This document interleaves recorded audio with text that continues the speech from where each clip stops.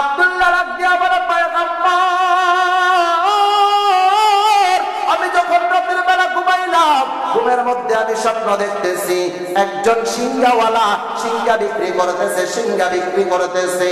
আমি ওই সিংহাওয়ালাকে ডাক দিয়া বললাম, ও সিংহাওয়ালা ভাই, তোমার কাছ থেকে একটা সিংহা আমার কাছে বিক্রি করো।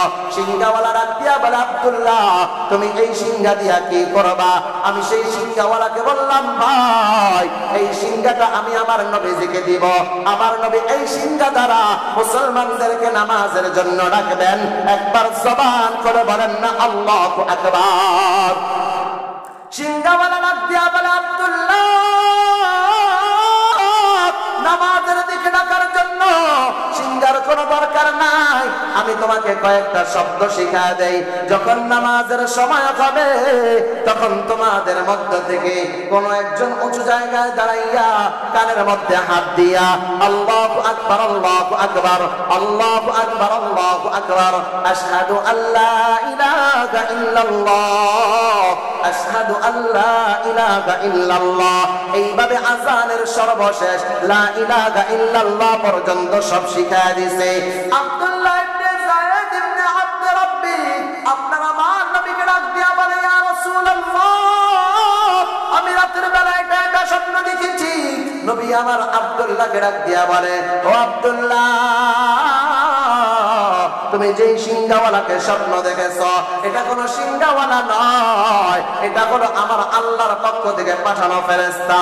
যাও যাও যাও যাও শব্দগুলা বেলালকে শিখায় দাও। এখন থেকে বেলাল এইভাবে আযান দিয়েই মুসলমানদেরকে নামাজের জন্য ডাকবে। একবার জবান করে উঁচু বাক্যে বলেন না আল্লাহু আকবার।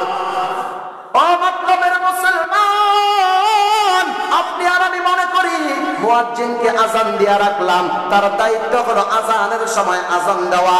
না না না,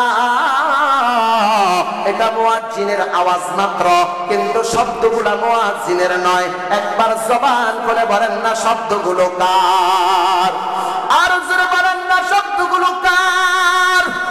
আমার আল্লাহ রাব্বুল আলামিন বলেন, কিয়ামতের ময়দানে জান্নাতীরা জান্নাতে যাবে, জাহান্নামীরা জাহান্নামে যাবে। জান্নাতীরা জাহান্নামীদেরকে জিজ্ঞাসা করবে, মা সালাকাকুম ফি সাকার, কি ব্যাপার তোমরা সাকার নামক জাহান্নামে কেন আসলা? তখন তারা চারটা জবাব দিবে। এক নম্বর জবাব, ক্বালু